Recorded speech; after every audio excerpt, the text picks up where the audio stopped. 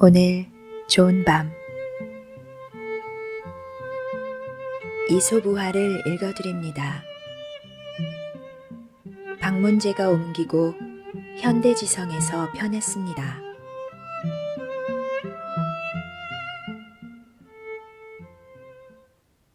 일러두기. 각 우화에 달린 교훈은 이솝우화를 수집한 사람들이 덧붙인 것들로 교훈이 달리지 않은 우화도 일부 존재한다. 독수리와 쇠똥구리. 독수리가 토끼를 뒤쫓고 있었다. 토끼는 자기를 도와줄 자를 찾아보았지만 눈에 보이는 것은 쇠똥구리밖에 없었다. 토끼는 쇠똥구리에게 도움을 요청했다. 그러자 쇠똥구리는 토끼를 다독거려서 안심시킨 후에 다가오는 독수리를 마주해 저렇게 살려달라고 애원하는 토끼를 제발 채가지 말아달라고 간청했다. 하지만 독수리는 작은 쇠똥구리를 업신여기고는 쇠똥구리가 보는 앞에서 토끼를 잡아먹어 버렸다. 그러자 이 일에 앙심을 품은 쇠똥구리는 그때부터 독수리가 둥지를 트는 곳이면 어김없이 나타났다. 그리고 독수리가 알을 낳을 때마다 몸을 일으켜 그 둥지로 기어 올라가 알을 밖으로 굴려 떨어뜨린 뒤 깨진 알을 먹어치워 버렸다. 결국 독수리는 어떻게 할 도리가 없어 제우스에게로 도망쳐 알을 낳아서 안전하게 새끼를 기를 만한 곳을 마련해 달라고 간청했다. 제우스는 독수리가 자기 무릎 위에서 알을 낳을 수 있게 해주었다. 이 사실을 안 쇠똥구리는 쇠똥을 굴려서 공처럼 만든 후 그것을 가지고 날아올라서 제우스의 무릎 위에 떨어뜨렸다. 그러자 제우스는 쇠똥을 털어내려고 일어섰고 그 바람에 독수리의 알들은 떨어져 깨지고 말았다. 이 일 후로 쇠똥구리가 출현하는 시기에는 독수리들이 알을 낳지 않는다. 업신여김을 당하고도 전혀 복수할 수 없을 정도로 힘이 없는 존재는 없다는 사실을 명심하고 누구도 하찮게 여겨서는 안 된다는 이야기다. 목자와 들염소들. 목자가 자기 염소들을 풀밭으로 몰고 갔는데 자기 염소들과 들염소들이 뒤섞여 있는 것을 보았다. 저녁이 되자 목자는 모든 염소를 동굴에 있는 우리로 몰아넣었다.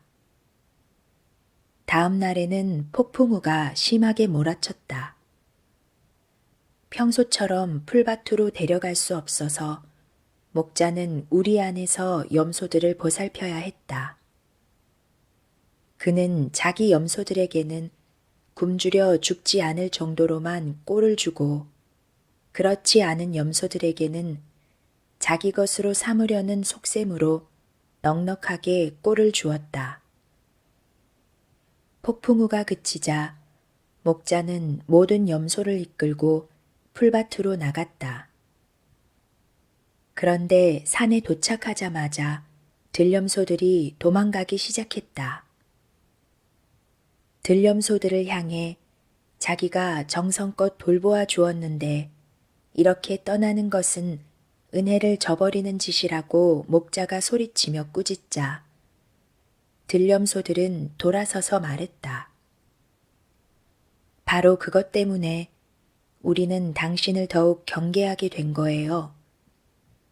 어제 당신에게 온 우리를 전부터 당신과 함께했던 이들보다 더 잘 대해준다면 또 다른 염소들이 당신을 따라올 때 우리보다 그들에게 더 잘해줄 것이 빤하기 때문이지요.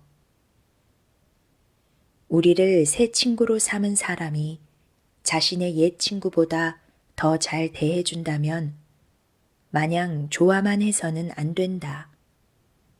그 사람이 나중에 새 친구를 사귀었을 때는 우리보다 그들을 더 잘 대할 것이기 때문이다. 돌을 잡은 어부들. 어부들이 대형 그물을 끌어올리고 있었다. 그물이 무거웠기 때문에 그들은 물고기가 많이 잡힌 줄 알고 기뻐하며 춤을 추었다. 그물을 바닷가로 다 끌어올리고 보니 물고기는 별로 없었고 돌멩이와 그 밖에 다른 쓸데없는 것이 그물을 가득 채우고 있었다. 그들은 몹시 속이 상했다. 좋지 않은 일 때문이 아니라 단지 기대했던 바와 정반대의 일이 일어났기 때문이었다. 그들 중에서 어느 나이 지긋한 어부가 말했다. 자, 친구들이여, 이제 그만합시다. 보아하니 기쁨과 괴로움은 서로 형제인 듯하오. 우리가 기쁨을 미리 맛보았으니 이제는 괴로움을 맛볼 차례가 아니겠소? 인생이 얼마나 변화무쌍한지를 아는 우리는 늘 기뻐할 일만 있으리라 기대해서는 안 되고 맑은 날이 여러 날 이어지다 보면 폭풍우가 몰아치는 날도 찾아온다는 사실을 명심해야 한다. 여우와 나무꾼. 사냥꾼들에게 쫓겨 달아나던 여우가 어떤 나무꾼을 보고서 자기를 숨겨달라고 애원했다. 나무꾼은 여우에게 자신의 초막집으로 들어가 숨어 있으라고 했다. 얼마 지나지 않아 사냥꾼들이 와서 나무꾼에게 이 근처에서 여우를 보았느냐고 물었다. 나무꾼은 말로는 못 봤다고 하면서도 손짓으로는 여우가 숨은 곳을 알려주었다. 하지만 사냥꾼들은 나무꾼의 손짓에 신경 쓰지 않고 그의 말만 믿고 가버렸다. 사냥꾼들이 떠난 것을 본 여우는 초막집에서 나와 말없이 그대로 떠나려 했다. 목숨을 구해줬는데도 고맙다는 말 한마디 없다고 나무꾼이 꾸짖자 여우가 말했다. 만일 당신이 손짓으로 가리킨 방향과 당신의 말이 일치했더라면 당연히 당신에게 고맙다는 말을 했을 겁니다. 말로는 사람들에게 아주 잘하면서 행동으로는 비열한 짓을 하는 자에게 들려주는 이야기다. 허풍쟁이. 자국민들로부터 매번 비겁하다는 비난을 받아왔던 한 5종 경기 선수가 하루는 자기 나라를 떠나 외국으로 나갔다.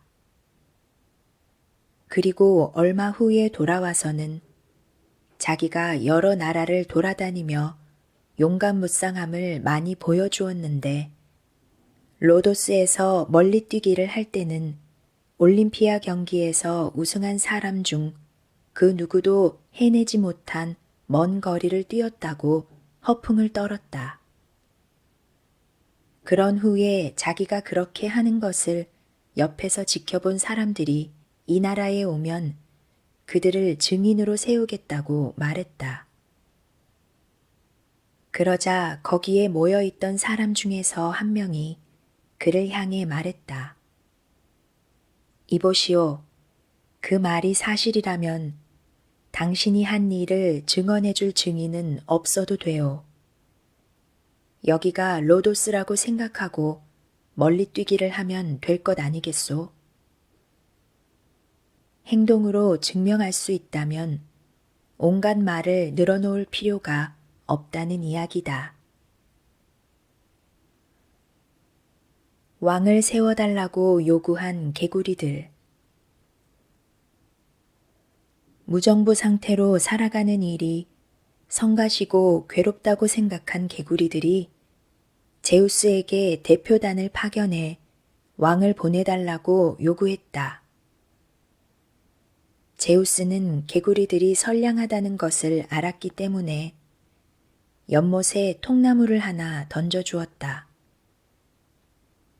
통나무가 떨어지면서 큰 소리가 나자 개구리들은 처음에는 겁을 집어먹고서 연못 밑바닥으로 내려갔다. 하지만 통나무가 가만히 있자 다시 위로 올라왔고 결국에는 통나무를 깔보면서 그 위로 올라가서 깔고 앉을 정도가 되었다. 개구리들은 그런 형편없는 왕을 갖게 된 것에 분개해서 다시 제우스에게 대표를 보내 첫 번째 왕은 너무 게을러서 안 되겠으니 다른 왕으로 바꿔달라고 요구했다. 제우스는 그런 개구리들이 괘씸하여 그들에게 물뱀을 보냈다. 그러자 물뱀은 개구리들을 모조리 잡아먹어 버렸다. 여기저기 들쑤시고 다니며 악행을 일삼는 왕보다는 하는 일이 별로 없지만 악하지 않은 왕이 더 낫다는 것을 보여주는 이야기다. 북풍과 해. 북풍과 해가 둘 중에서 누가 길 가는 사람의 옷을 벗길 수 있는지를 놓고 시합을 했다. 먼저 북풍이 그 사람의 옷을 벗기려고 거세게 불어댔다. 사람이 옷을 꽁꽁 싸매자 북풍은 한층 더 거세게 공격했다. 추위가 더 심해지자 사람은 옷을 더 껴입었다. 결국 북풍은 힘이 다 빠져서 사람을 해에게 넘겨줄 수밖에 없었다. 해가 먼저 따뜻하게 비추자 사람은 아까 껴입었던 옷을 벗었다. 그런 후에 좀 더 따가운 햇볕을 내리쬐자 사람은 더위를 견딜 수 없어서 결국 옷을 벗어버리고는 근방에 있던 강에 몸을 담그러 갔다. 어떤 일을 해내고자 할 때 힘으로 밀어붙이기보다 설득이 더 효과적인 때가 있음을 보여주는 이야기다. 독사와 물뱀. 어떤 독사가 늪으로 가서 물을 마시곤 했다. 하지만 거기에 살던 물뱀은 독사가 풀숲에 만족하지 않고 자신의 생활 터전을 침범해 들어오는 것에 격분해 그를 막아섰다. 그러다가 대립이 점점 심해지자 둘은 서로 싸워 이기는 쪽이 물과 육지를 모두 자기 터전으로 차지하기로 합의했다.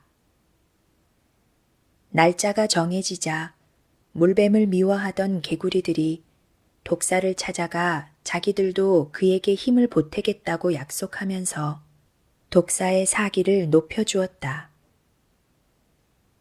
싸움이 시작되어 독사가 물뱀과 싸우는데 개구리들은 큰 소리로 울어대는 것 외에는 달리 할 만한 것이 없었다. 마침내 싸움에서 이긴 독사는 개구리들이 자기 편이 되어 함께 싸우겠다고 하고는 정작 싸움이 벌어지니까 도와주는 것은 고사하고 노래만 부르고 있었다고 비난했다. 그러자 개구리들이 독사에게 말했다. 이봐요. 우리는 오직 목소리로만 도울 수 있다는 것을 당연히 알았어야죠. 손이 필요한 때 말로 돕는 것은 아무 소용이 없음을 보여주는 이야기다. 새끼개와 어미개. 어미개가 새끼개에게 옆으로 걷지도 말고 축축한 바위에 옆구리를 문지르지도 말라고 했다. 그러자 새끼개가 말했다. 엄마, 말로만 가르치지 마시고 직접 똑바로 걸어보세요. 그러면 내가 보고 따라 할게요. 다른 사람을 훈계하려면 자신이 먼저 올바르게 살고 똑바로 행하고 나서 가르치는 것이 합당하다. 고깃덩어리를 입에 문 개.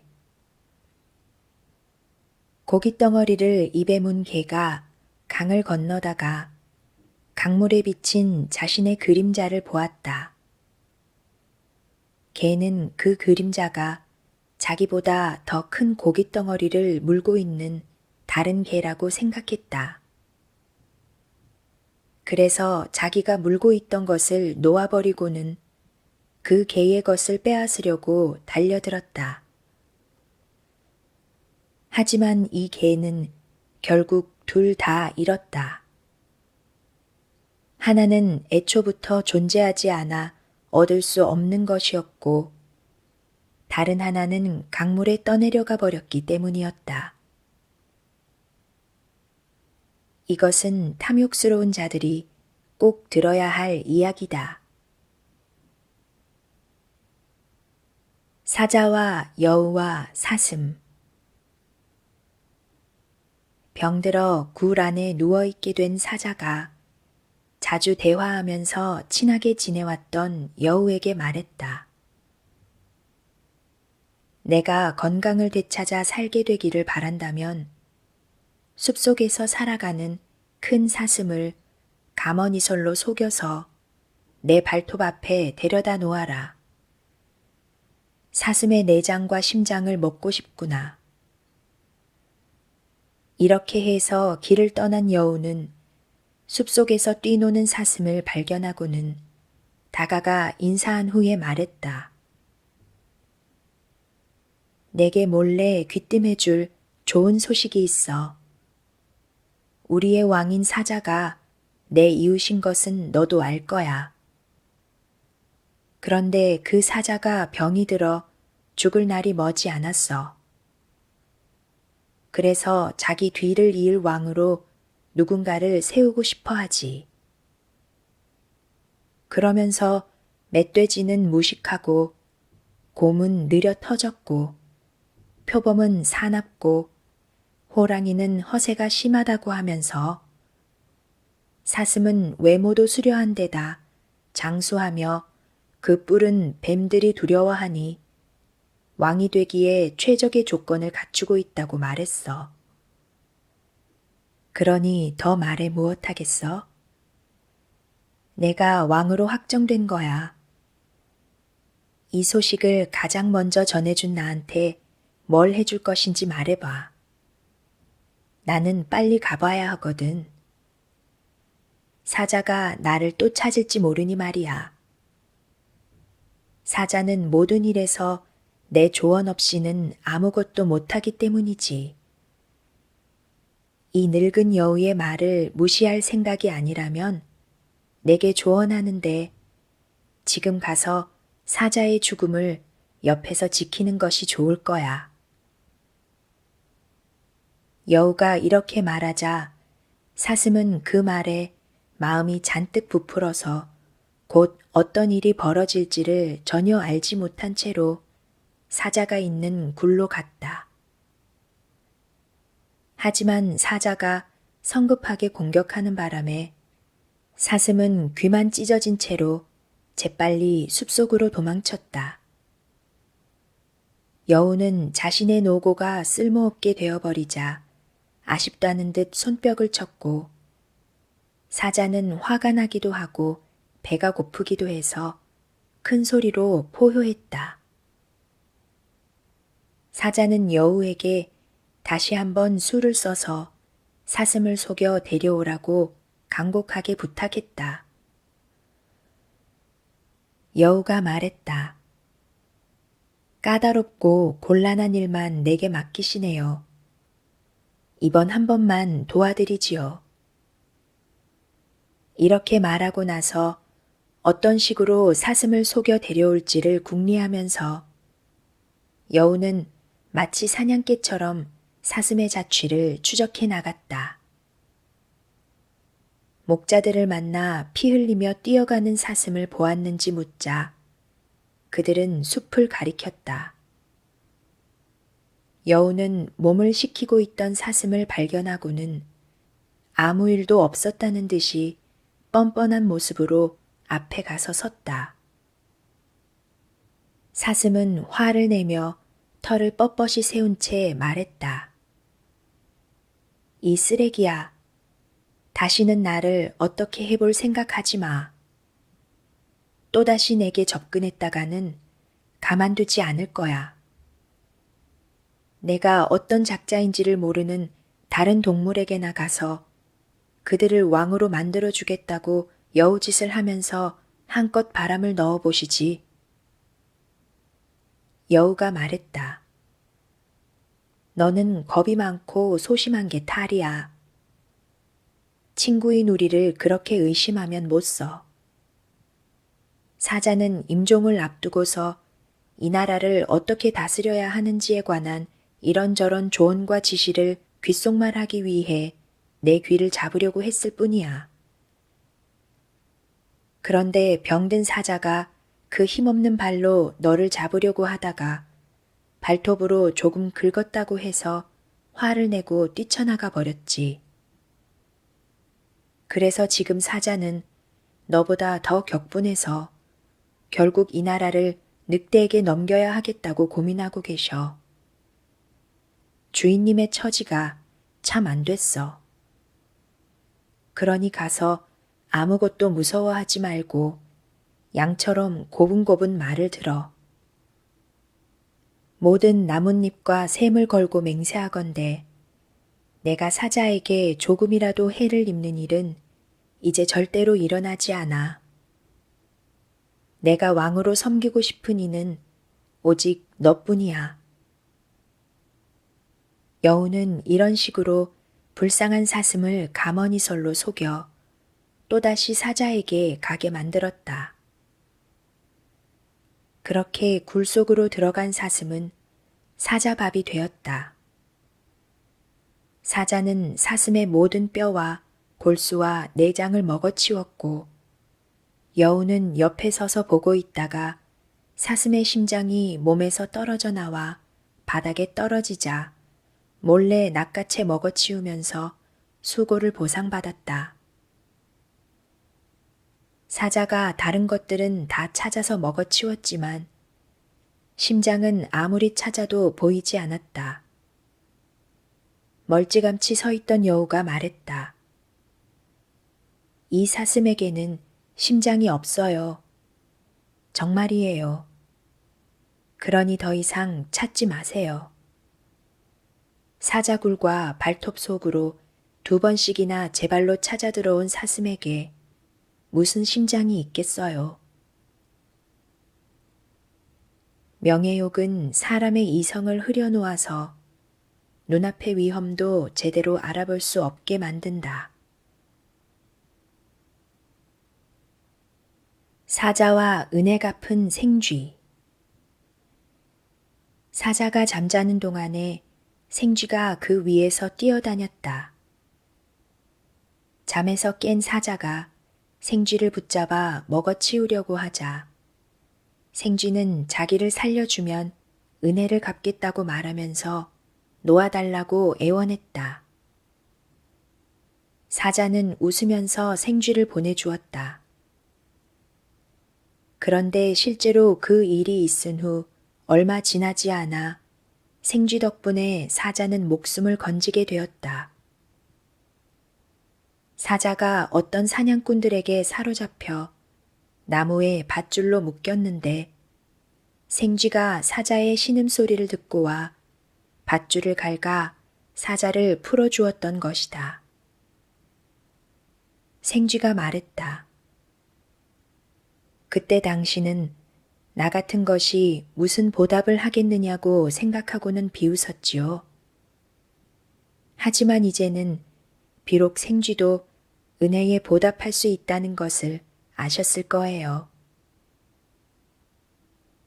미약한 자들의 도움이라도 힘센 자들에게 큰 힘이 될 수 있음을 이 이야기는 보여준다.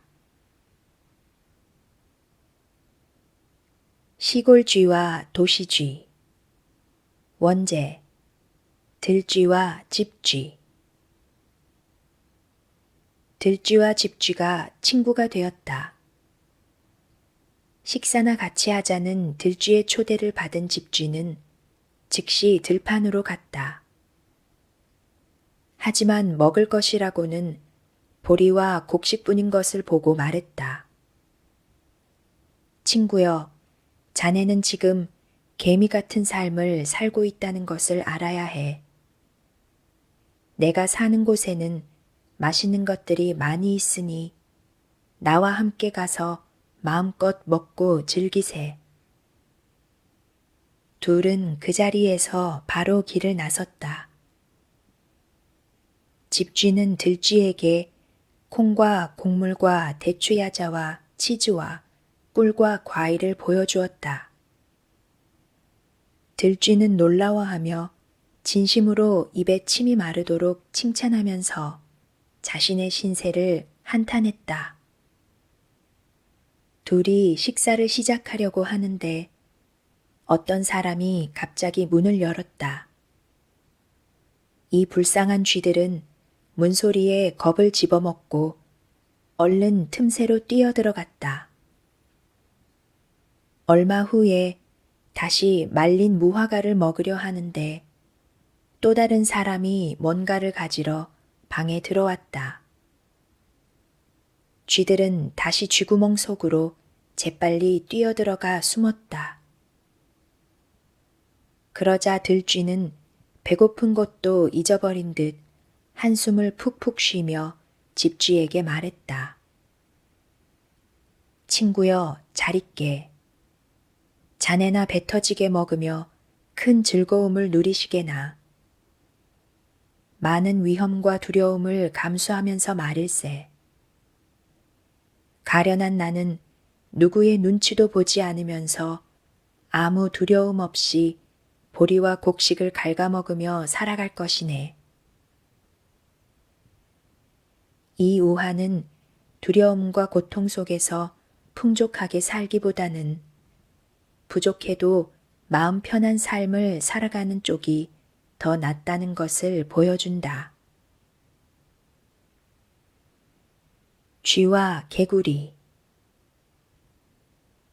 땅에서 살아가는 쥐가 운 나쁘게 개구리와 친구가 되었다. 개구리는 아기를 품고 자기 발과 쥐의 발을 한데 묶었다. 둘은 처음에는 곡식을 먹기 위해 땅 위를 돌아다녔다. 그러다가 연못가에 이르자 개구리는 쥐를 끌고 연못의 바닥으로 들어가서는 개굴개굴 울면서 물속을 휘젓고 다녔다. 불쌍한 쥐는 물을 잔뜩 마시다가 몸이 부풀어 올라 죽었다. 그리고 물 위로 떠올라 여전히 개구리의 발에 묶인 채로 둥둥 떠다녔다.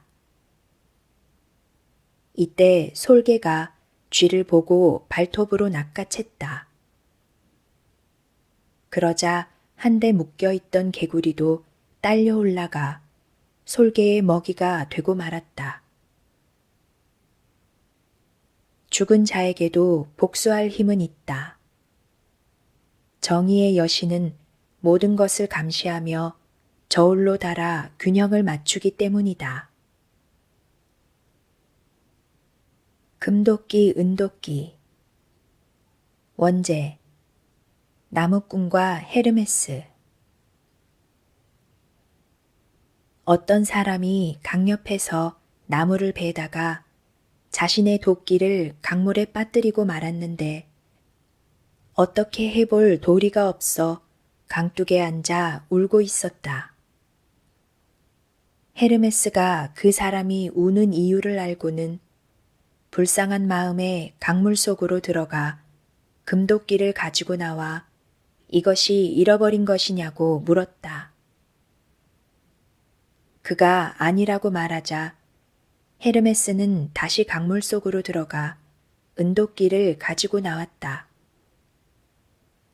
하지만 이번에도 자기 것이 아니라고 말하자 헤르메스는 세 번째로 물속으로 들어가서 그가 사용했던 도끼를 가지고 나왔다.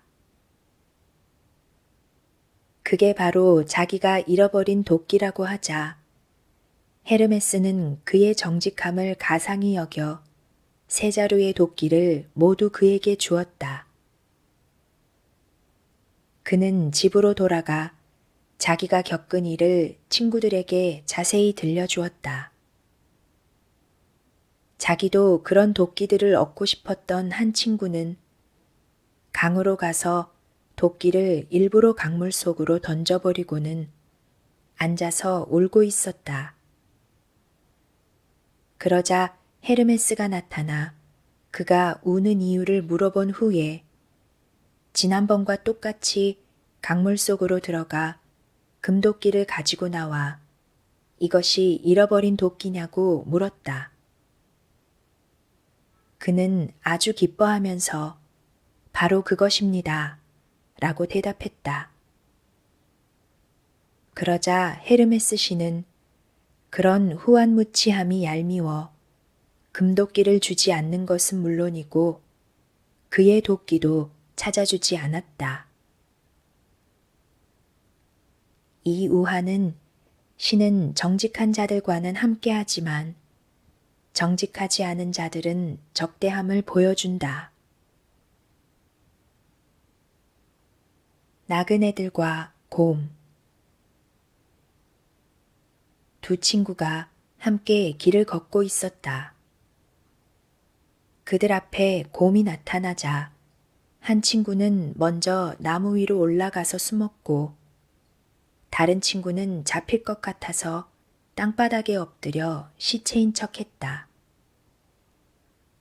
곰이 그에게 가까이 다가와서는 코로 여기저기 냄새를 맡았지만 그는 숨을 꾹 참았다. 곰이라는 동물은 시체를 건드리지 않는다는 말을 들었기 때문이었다.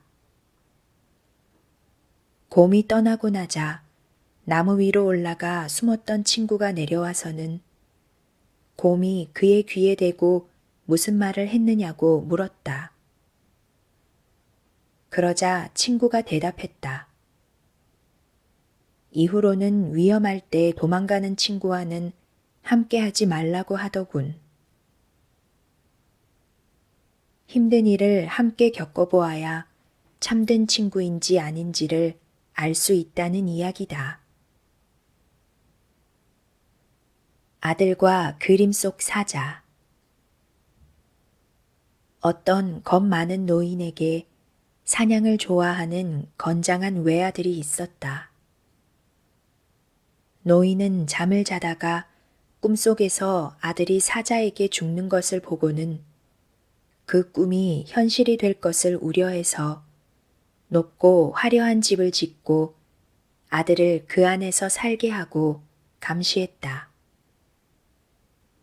노인은 아들을 기쁘게 해주려고 그 집에 온갖 동물을 그려놓았는데 그 중에는 사자도 포함되어 있었다. 하지만 그런 그림을 볼 때마다 아들의 마음은 더 괴롭기만 했다. 어느 날 아들이 그림 속의 사자에게 가까이 가서 말했다. 이 괘씸한 짐승아, 내가 이 감옥 같은 집에 갇혀 살게 된 것은 순전히 너와 내 아버지의 말도 안 되는 꿈 때문이야. 그러니 내게 어떻게 해줄까? 아들은 이렇게 말하고 나서 그림 속 사자의 눈을 완전히 멀게 하려고 주먹으로 벽을 쳤다. 그런데 순간 그의 손에 날카로운 것이 박혀 파고 들어갔다. 이 날카로운 것이 염증을 일으켜 아들은 임파선까지 부어오르고 극심한 열에 시달렸다. 이렇게 갑자기 급격하게 고열이 오르는 바람에 아들은 삽시간에 목숨을 잃고 말았다. 비록 그림 속 사자이긴 했지만 사자는 아들을 죽였고 아버지가 생각해낸 묘책도 아무 도움이 되지 못했다. 운명은 피할 수 있는 것이 아니기 때문에 우리에게 다가오는 운명을 잔꾀로 피하려 하기보다는 용감하게 맞설 필요가 있다. 도둑아들과 어머니. 한 아이가 그부의 서판을 훔쳐 어머니에게 가져다 주었다. 어머니는 아이를 야단치지 않고 도리어 칭찬했다. 다음번에는 아이가 외투를 훔쳐 어머니에게 가져다 주었다. 어머니는 아이를 한층 더 칭찬했다. 아이가 세월이 지나서 청년이 되자 그는 더 비싼 물건들을 훔쳤다. 그러던 어느 날 그는 현장에서 붙잡혀 손이 뒤로 포박된 채 사형 집행인에게로 끌려갔다. 어머니는 가슴을 치며 아들을 따라갔고 그는 어머니에게 귀옛말을 하고 싶다고 했다. 어머니가 다가가 귀를 내밀자 그는 이로 어머니의 귓불을 물어 뜯어버렸다. 지금까지 저지른 죄들로도 부족해서 이제는 어미를 물어 뜯기까지 한다며 어머니가 아들의 폐륜을 꾸짖었다. 그러자 그가 말했다. 내가 서판을 훔쳐서 가져다 드렸을 때 어머니가 나를 꾸짖고 회초리로 때렸다면 내가 지금 이 지경이 되어 사형장으로 끌려가지는 않았을 것입니다.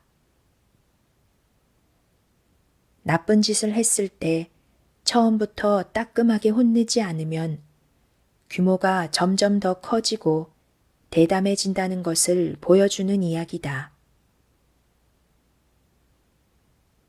구두쇠.